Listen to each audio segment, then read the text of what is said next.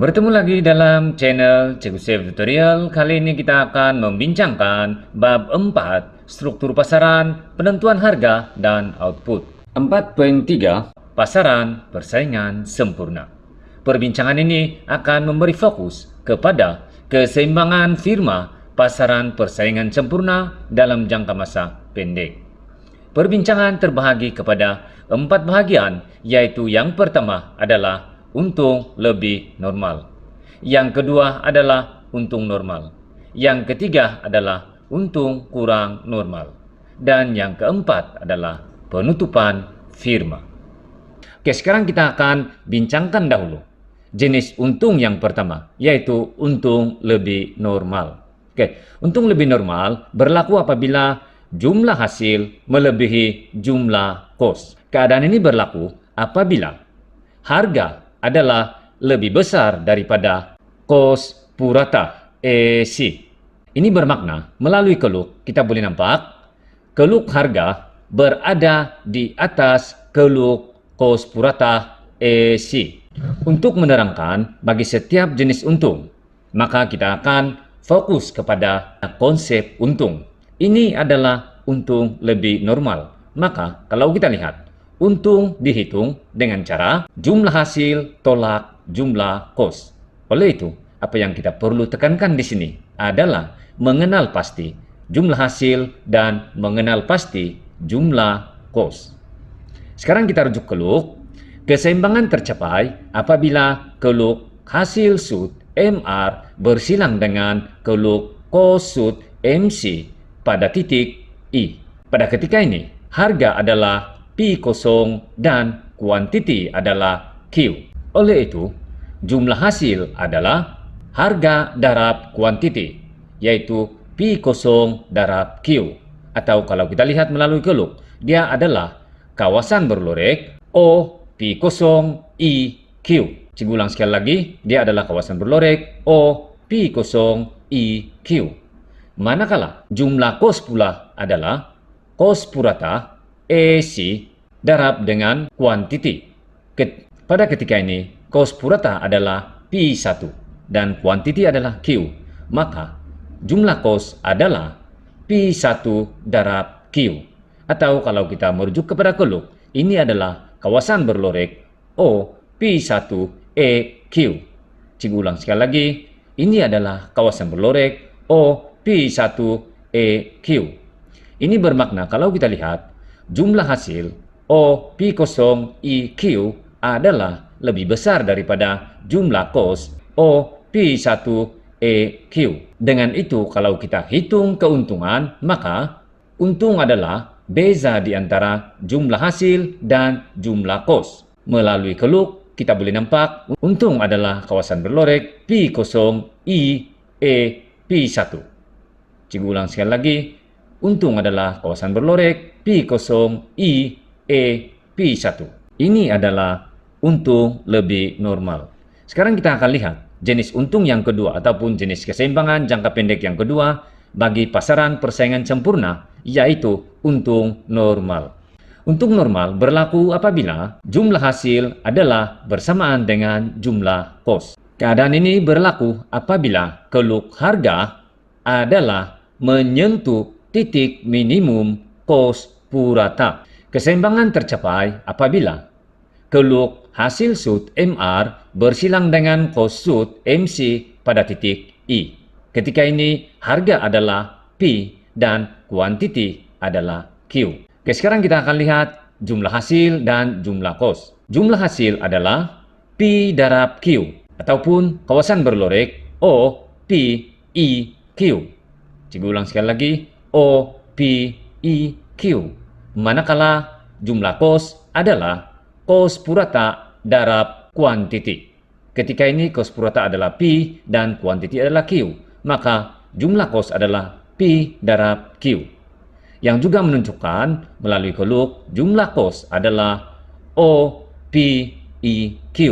Ini bermakna kalau kita lihat jumlah hasil dan jumlah kos adalah sama.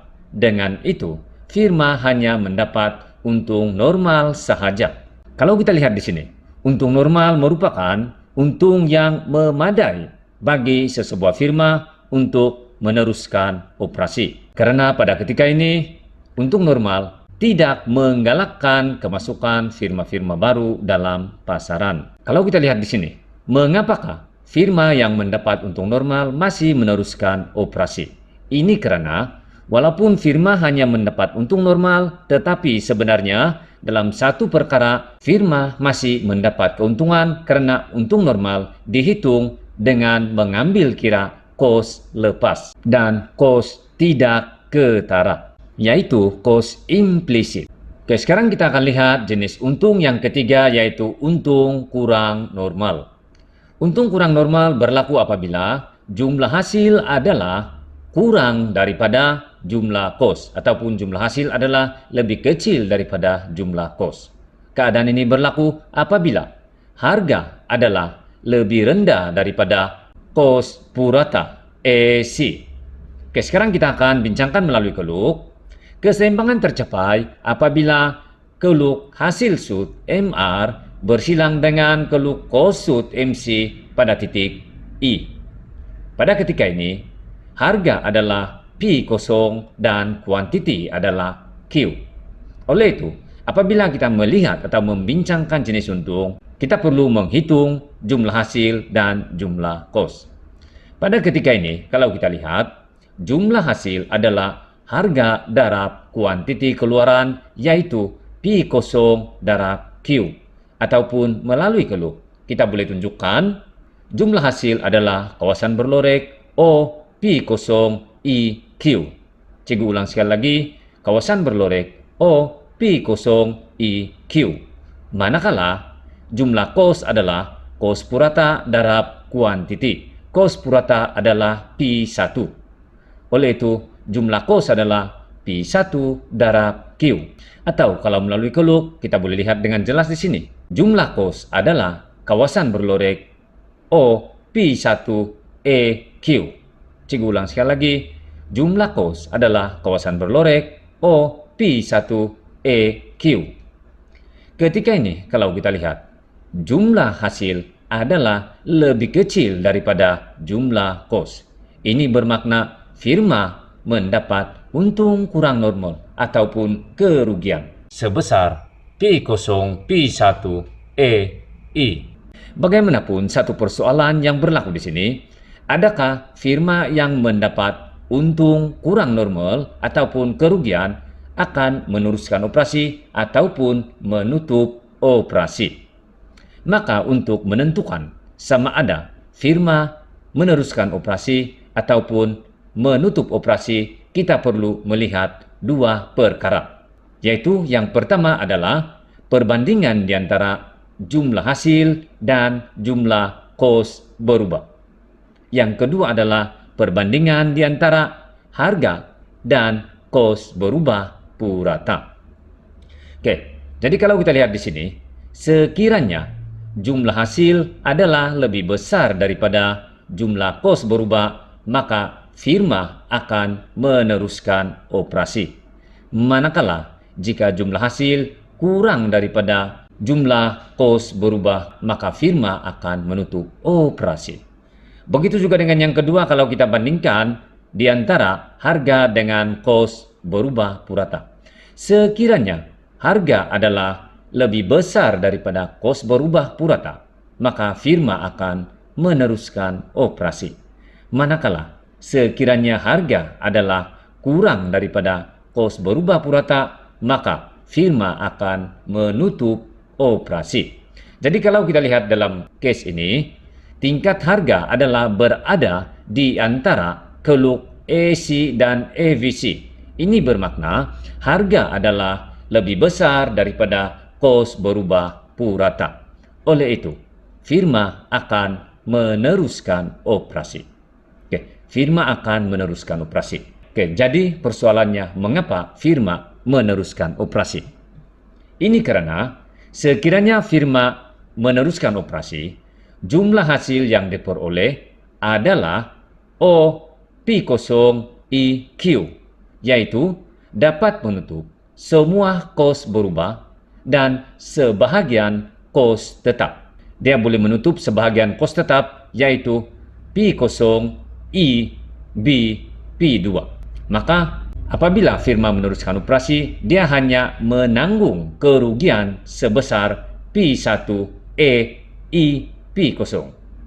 Cikgu ulang sekali lagi, sekiranya firma meneruskan operasi, maka firma tersebut hanya menanggung kerugian sebanyak P1 E I P0, yaitu lebih kecil daripada jumlah kos tetap sebanyak P1 E B P2, yaitu sekiranya firma menutup operasi, maka jumlah kerugian yang ditanggung adalah P1 E B P2.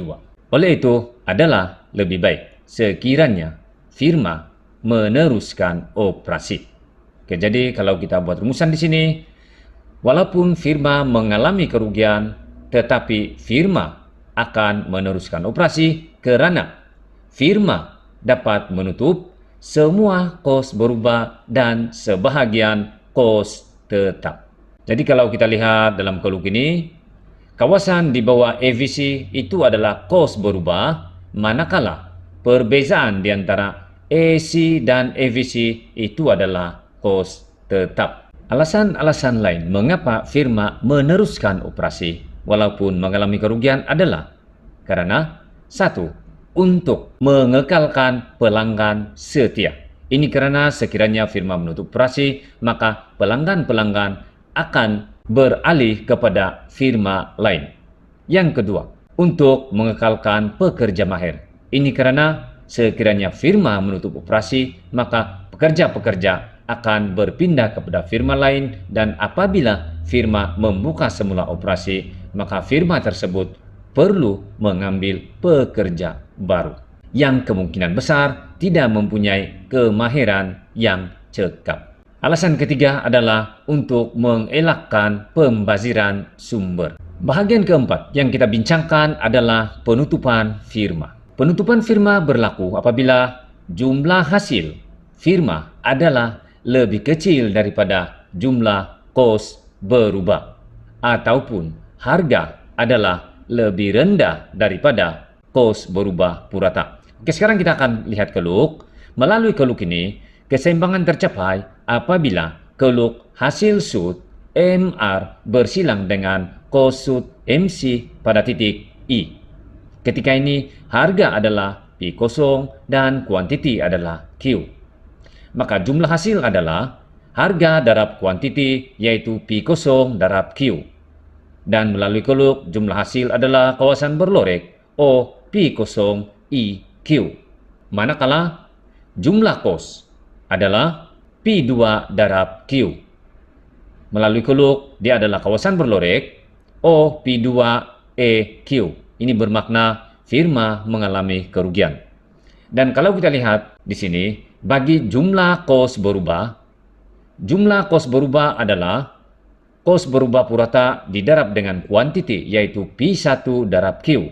Maka jumlah kos berubah adalah O P1 B Q, yaitu lebih besar daripada jumlah hasil.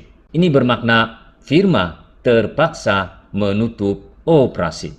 Ini karena sekiranya firma meneruskan operasi, firma tersebut hanya dapat menampung sebahagian sahaja kos berubah dan terpaksa menanggung semua kos tetap dan sebahagian kos berubah. Ini bermakna kerugian yang dialami oleh firma adalah kawasan berlorek P0 P2 E I. Cikgu ulang sekali lagi, sekiranya firma meneruskan operasi, maka kerugian firma adalah sebesar kawasan berlorek P0 P2 E I. Manakala sekiranya firma menutup operasi, maka kerugian firma hanyalah P1 P2 EB. Cikgu ulang sekali lagi, P1 P2 EB, yaitu kawasan yang lebih kecil berbanding sekiranya firma meneruskan operasi. Oleh itu, kita boleh rumuskan di sini. Sekiranya harga berada di bawah kos berubah purata EVC, maka firma terpaksa menutup operasi. Oleh itu, sekian pertemuan pada kali ini. Bagi perbincangan jenis-jenis untung ataupun keseimbangan firma pasaran persaingan sempurna dalam jangka pendek. Perbincangan seterusnya pada tutorial yang akan datang adalah penentuan keseimbangan firma pasaran persaingan sempurna dalam jangka panjang. Sekian pertemuan pada kali ini dan bertemu lagi pada tutorial yang akan datang.